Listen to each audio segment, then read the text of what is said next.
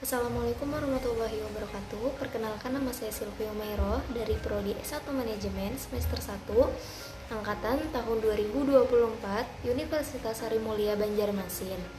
Jadi teman-teman semua, di sini saya akan menjelaskan beberapa materi mengenai akuntansi dasar yang saya pahami atau menurut saya sendiri.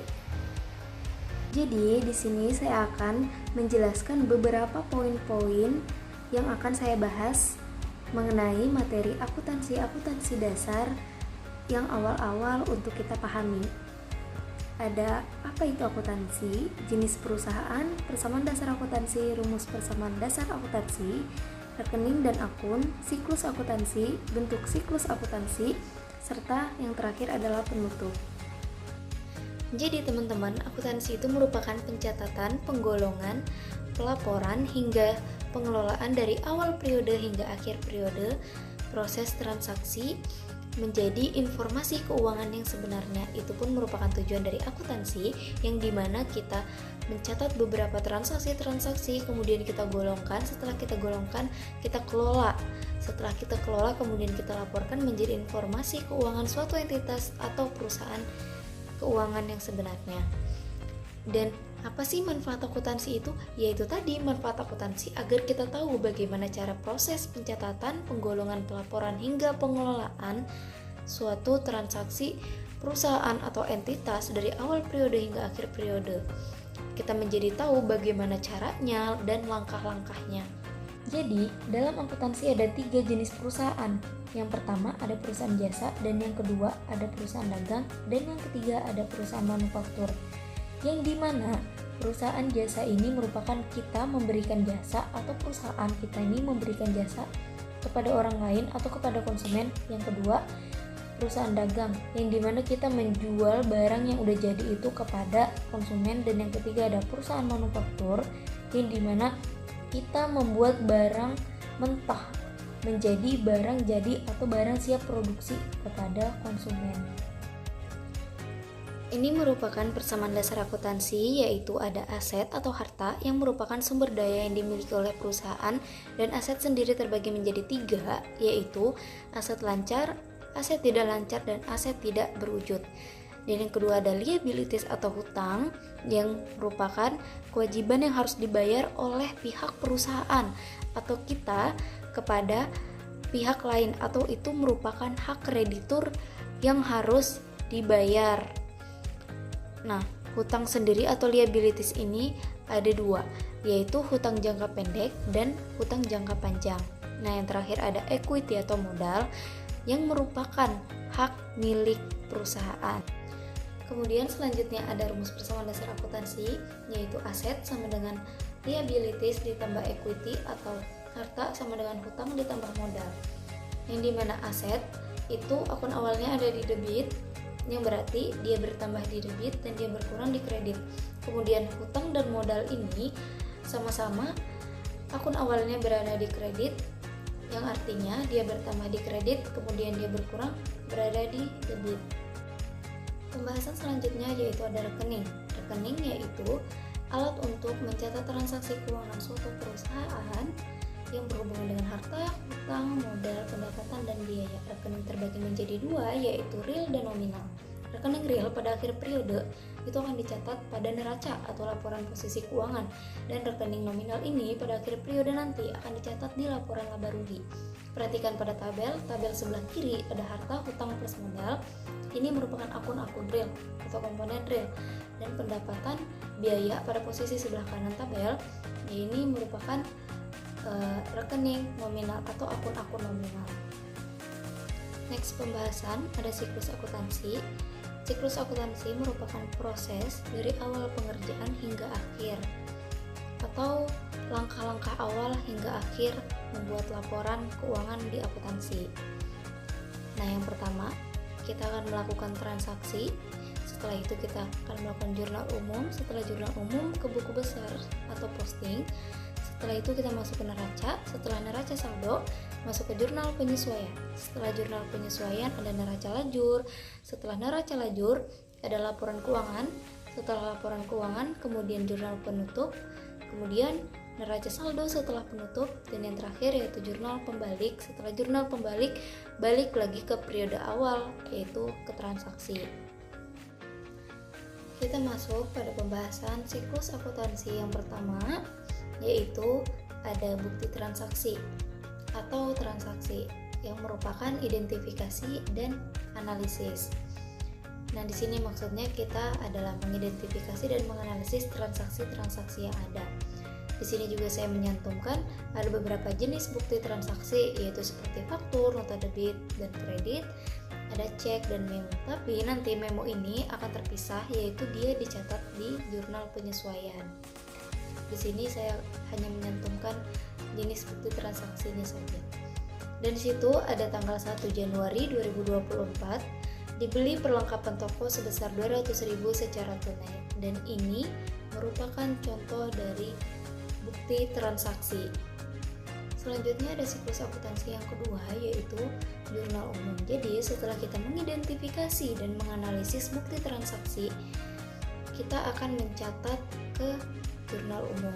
Nah, di samping ini merupakan bentuk atau gambaran kolom dari jurnal umum, yaitu yang berisi PT XX. Ini merupakan nama perusahaan kita, kemudian jurnal umum atau biasa dengan istilah general jurnal, kemudian ada periode, dan di dalam kolom berisi tanggal, keterangan-keterangan yang diisi dengan akun-akun, kemudian referensi bisa diisi dengan nomor akun, kemudian ada debit dan kredit.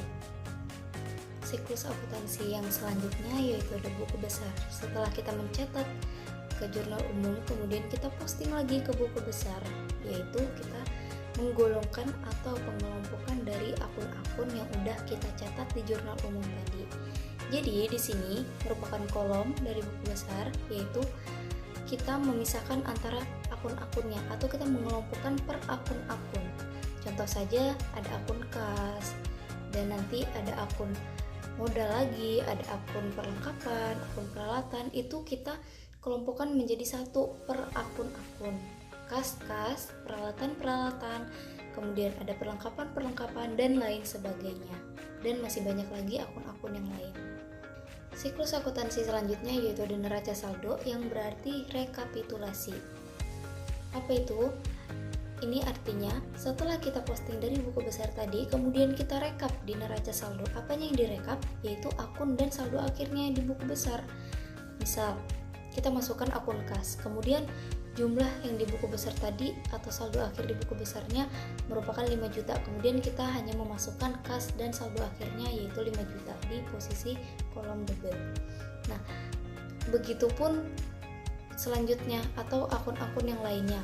Nah, di sini kita bisa melihat balance atau tidaknya. Jika balance berarti kita bisa melanjutkan ke proses siklus akuntansi selanjutnya. Jika belum balance berarti ada kesalahan di proses sebelumnya tadi.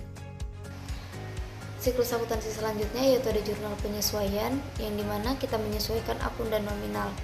Jurnal penyesuaian sendiri yaitu jurnal yang dibuat karena adanya ketidaksesuaian data. Mengapa? Yaitu karena setiap kita transaksi atau selama proses transaksi awal hingga akhir nanti yaitu pasti ada proses entah pemakaian kah atau entah yang sisa. Nah, di sini kita akan menyesuaikan apakah sesuai nih data-data tersebut. Jadi di sini kita sesuaikan. Nah, jurnal penyesuaian sendiri ada 2 pendekatan, yaitu yang pertama pendekatan laba rugi dan yang kedua ada pendekatan neraca. Pendekatan laba rugi ini merupakan pendekatan yang belum dipakai atau sisa, kemudian pendekatan neraca ini merupakan pendekatan yang sudah dipakai atau sudah diselesaikan. Kemudian ada neraca lajur, yang dimana neraca lajur ini kita mempersiapkan sebelum melakukan laporan keuangan, yaitu kita mengelompokkan atau memisahkan antara neraca saldo penyesuaian, neraca saldo setelah disesuaikan, laba rugi, dan neraca. Nah, ini merupakan kolom atau bentuk dari neraca lajur. Selanjutnya ada laporan keuangan. Di sini yang saya cantumkan ada 4, yaitu laporan laba rugi, yang kedua ada laporan perubahan ekuitas, yang ketiga ada laporan neraca atau laporan posisi keuangan, dan yang keempat yaitu ada laporan arus kas atau laporan cash flow. Pada laporan keuangan, yang pertama ada laporan laba rugi. Laporan ini berfungsi untuk mencatat pendapatan dan pengeluaran perusahaan selama periode tertentu. Nanti hasilnya disebut dengan laba bersih, dan dari sini kita bisa menentukan perusahaan itu untung atau rugi. Kemudian ada laporan perubahan ekuitas. Laporan ini menampilkan bagaimana ekuitas suatu perusahaan atau modal perusahaan berubah seiring dengan adanya transaksi dalam kurun waktu tertentu.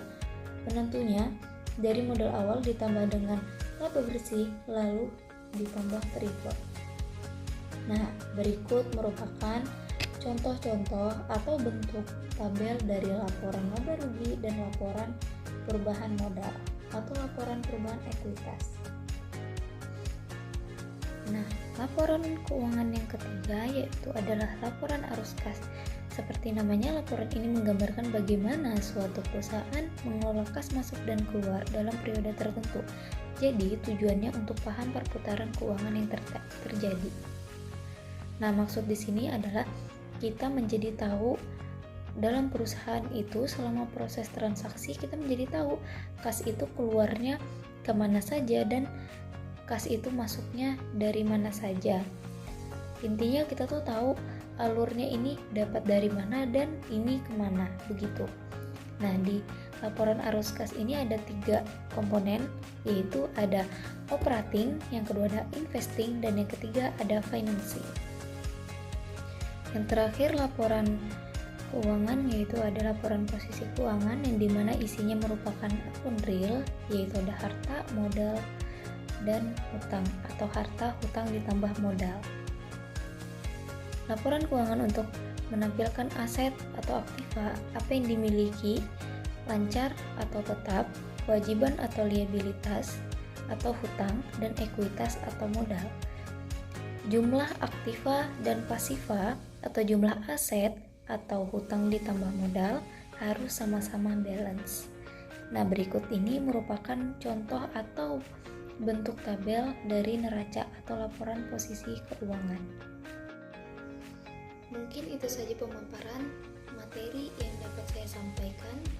Mohon maaf apabila ada kekurangan dan kesalahan kata. Terima kasih, sampai jumpa. Wassalamualaikum warahmatullahi wabarakatuh.